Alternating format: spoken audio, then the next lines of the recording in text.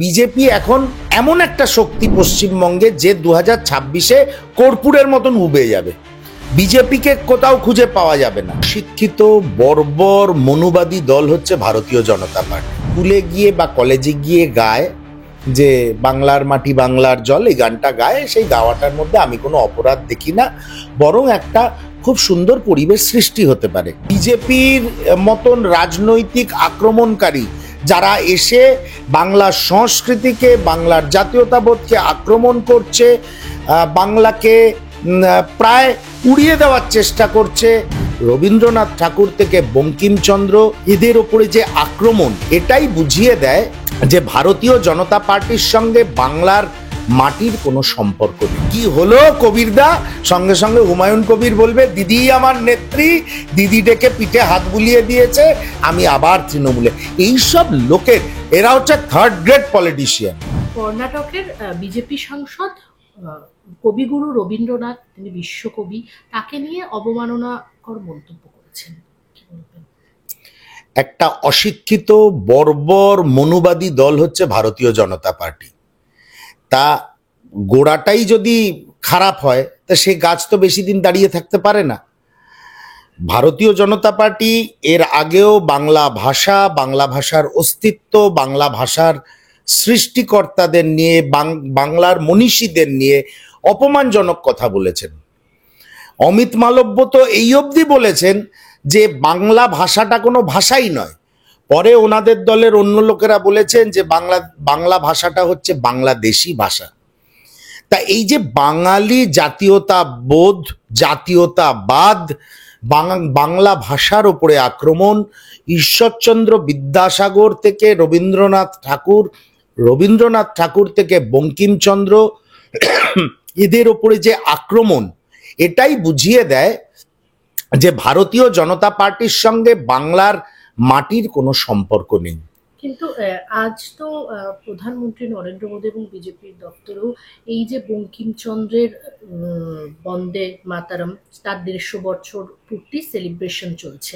তো সেখানে কোথাও গিয়ে কি, মানে আপনি যেটা বলছেন যে বাংলার মনীষী রবীন্দ্রনাথ এবং বঙ্কিমচন্দ্র, ওটা ভারতীয় জনতা পার্টি এবং নরেন্দ্র মোদী ড্যামেজ কন্ট্রোল করছে।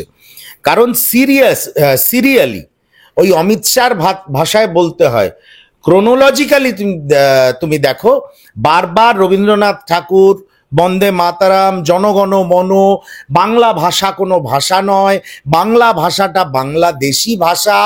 এবার এই বাংলাদেশি মানে হচ্ছে বাঙালিদের সঙ্গে বাংলাদেশকে ট্যাগ করা, তার সঙ্গে সাম্প্রদায়িক একটা উস্কানি, মানে বাংলা ভাষাটা বাংলাদেশিরা বলে, বাংলাদেশিরা হচ্ছে মুসলমান।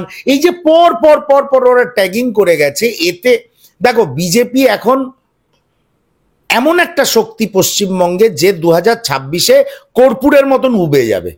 বিজেপিকে কোথাও খুঁজে পাওয়া যাবে না। সেই জায়গায় যে ড্যামেজ বিজেপি করলো, তার ওপরে সেই ড্যামেজটাকে কন্ট্রোল করার জন্য আজকে বন্দে মাতারামের 150 বছর, বঙ্কিমচন্দ্রকে শ্রদ্ধা, এইসব করছেন ওনারা। এটা তো আগেই বোঝা উচিত ছিল। বন্দে মাতারামকে ভারতবাসী সাদরে গ্রহণ করেছে, জনগণ মনকে আমরা রাষ্ট্রীয় সঙ্গীত, জাতীয় সঙ্গীত হিসাবে স্বীকার করে নিয়েছি। তাহলে বাংলা ভাষা, বাংলা সংস্কৃতি, বাংলার মাহাত্ম্যটা কোন জায়গায়? কিন্তু অশিক্ষিত বর্বর বিজেপি সেগুলো বোঝে না, অশিক্ষিত বর্বর অমিত মালব্যরা সেগুলো বোঝে না। আমরা কি করব? এখন বোঝাতে গেলে গণতান্ত্রিক পদ্ধতিতে বোঝাতে হবে।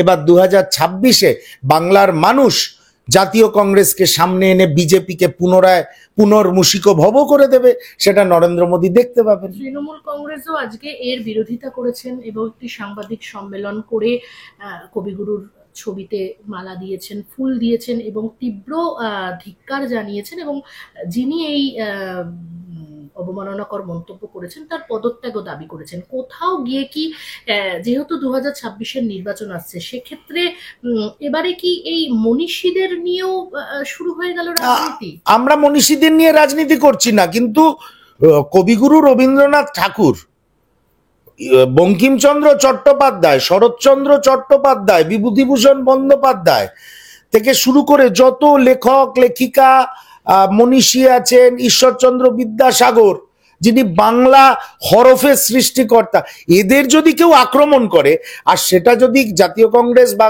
কোনো রাজনৈতিক দলই প্রতিবাদ করে, সেটাকে আপনি রাজনীতির আখ্যা দিতে পারেন না। এটা বাঙালির মননের ওপরে আক্রমণ, বাঙালির চেতনার ওপরে আক্রমণ, বাংলা ভাষার অস্তিত্বের ওপরে আক্রমণ। আক্রমণকে প্রতিহত করতে হবে। এই যে ইনভেডার্স আছে, পলিটিক্যাল ইনভেডার্স, বিজেপির মতন রাজনৈতিক আক্রমণকারী যারা এসে বাংলার সংস্কৃতিকে, বাংলার জাতীয়তাবোধকে আক্রমণ করছে, বাংলাকে প্রায় উড়িয়ে দেওয়ার চেষ্টা করছে ভারতীয় সমাজের সেই প্রধান আসনের জায়গা থেকে, তার বিরুদ্ধে তো প্রতিবাদ প্রতিরোধ চলবেই। এটা সবাই করতে পারেন। হ্যাঁ, তবে একটু আগে শুনছিলাম কোথায় একটা তৃণমূলের মুখপাত্র, সেই মহান মুখপাত্র কুণাল ঘোষ বলছিল এই ভাষা নিয়ে আর কালচার নিয়ে বলতে বলতেই উনি টাকায় পৌঁছে গেছিলেন, বাংলার টাকা আটকে রাখে, মানে মাল আসছে না, এটাই সমস্যা হচ্ছে, বুঝতে পারছি। সেই জন্য রবীন্দ্রনাথ আর 100 দিনের টাকা গুলিয়ে গেছে। গতকাল একটি পর্ষদ থেকে, মধ্যশিক্ষা পর্ষদ থেকে একটি নোটিশ জারি হয়েছে যে এবার থেকে রাজ্যের সমস্ত স্কুলে রাজ্য সঙ্গীত হিসেবে কবিগুরু রবীন্দ্রনাথের বাংলার মাটি বাংলার জয় যে গানটি রয়েছে সেটি বাধ্যতামূলকভাবে গাইতে হবে। জনগণমনর সঙ্গে এটিও রাজ্য সঙ্গীত হিসেবে গাইতে হবে। কি বলবেন? দেখো, এটা তো ঘটনা ভারতীয় জনতা পার্টি 2014 সালের পর থেকে, ক্ষমতায় আসার পর থেকে বাঙালির চেতনা, বাঙালির সংস্কৃতি, বাঙালির সাহিত্য বিভিন্ন সময় বিভিন্নভাবে আক্রমণ করেছে। এখন রাজ্যের সঙ্গীতের কনসেপ্টটা, তত্ত্বটা, এটা কতটা বৈধ কি অবৈধ আমার জানা নেই। কিন্তু কেউ যদি প্রতিদিন সকালে স্কুলে গিয়ে বা কলেজে গিয়ে গায় যে বাংলার মাটি বাংলার জল, এই গানটা গায়, সেই গাওয়াটার মধ্যে আমি কোনো অপরাধ দেখি না, বরং একটা খুব সুন্দর পরিবেশ সৃষ্টি হতে পারে। কিন্তু এটাকেই আমি রাজ্য সঙ্গীত, তার বৈধতা, তার আইনি দিকগুলো, এই বিষয়ে আমি যেহেতু আইনের বিশেষজ্ঞ নই, সাংবিধানিক বিশেষজ্ঞ নই, আমি এই বিষয়ে কোনো মন্তব্য করব না। বিজেপির তরফ থেকে যেটা বলা হচ্ছে সেটা চাপিয়ে দেওয়া। আরে বিজেপির নেতারা তো এটাই বলছে বাংলা ভাষাটা কোনো ভাষাই নয়। আবার বলছি, অসভ্য বর্বর বিজেপি, যার বাংলার রাজনৈতিক পরিসরে থাকার কোনো অধিকার নেই, তারা তো বলছে বাংলা ভাষা কোনো ভাষাই নয়। তারা তো রবীন্দ্র, নজরুল, বঙ্কিমচন্দ্রকে আক্রমণ করছে। তা সেখানে যদি কেউ বাংলার মাটি বাংলার জল গায় তো অসুবিধার কি আছে? কোনো অসুবিধা নেই। বিষয়টা হচ্ছে রাজ্য সঙ্গীত নাকি শুনেছি অনেকগুলো রাজ্যে রয়েছে, পশ্চিমবঙ্গ একটা, এই লড়াই করতে গিয়ে একটা নতুন গিমিক পশ্চিমবঙ্গের মানুষের সামনে দিলেন। সেটাও জানবেন, মমতা বন্দ্যোপাধ্যায়ের সরকারের এটা সিদ্ধান্ত 2026-এ শিক্ষিত যারা লেখক, শিল্পী, এই যে বুদ্ধিজীবী, সেই শ্রেণীটা যারা মমতা বন্দ্যোপাধ্যায়ের দলের বিরোধী, হুডলামসদের বিরোধী, মানে দুর্বৃত্তদের বিরোধী, সেই শ্রেণীটাকে খুশি করার জন্য করেছেন। কিন্তু তা সত্ত্বেও বলবো, এই গান গাওয়ার মধ্যে আমি কোনো অপরাধ দেখি না। হুমায়ুন কবির সম্প্রতি ঘোষণা করেছেন যে 20শে ডিসেম্বর আগামী তিনি নতুন নিজস্ব দল ঘোষণা করবেন, যার চেয়ারম্যানও তিনিই থাকবেন এবং তিনি আসন সমঝোতা করবেন। তিনি আগেও বলেছিলেন অধীর চৌধুরীর সঙ্গে, আপনার বক্তব্যও নিয়েছিলাম, আপনি বলেছিলেন হুমায়ুন কবিরকে কোনো দরকার নেই, কিন্তু উনি বারবার করেই বলছেন আমি কংগ্রেসের সঙ্গে, অধীর চৌধুরীর সঙ্গে যাব। তো সেক্ষেত্রে নিশ্চয়ই কোনো কথা হয়ে গিয়েছে বলেই উনি এতটা স্থির হয়ে বা নিশ্চিত হয়ে কথাটা বলতে পারছেন। দেখুন, মুর্শিদাবাদের নিজস্ব পলিটিক্যাল ডাইনামিক্স আলাদা। প্রতিটি জেলার নিজস্ব পলিটিক্যাল ইকুয়েশন থাকে। হুমায়ুন কবির একবার কংগ্রেস, একবার তৃণমূল, আবার কংগ্রেস, আবার তৃণমূল। হুমায়ুন কবিরকে আগে বুঝতে হবে যে ওনার রাজনৈতিক বিশ্বাসযোগ্যতাটা কতটা। অধীরবাবুর সঙ্গে ওনার কথা হয়েছে কি হয়নি আমি জানি না, আমার জানা নেই, এই বিষয়ে আমার কাছে কোনো খবরও নেই। কিন্তু আমি নিশ্চিত করে বলতে পারি, এই হুমায়ুন কবিরকে এই 2-4 দিনের মধ্যে সুব্রত বক্সী বা ববি হাকিম ডেকে পাঠাবে, ও বেরোবে, আপনারা বুম নিয়ে দাঁড়াবেন, বলবেন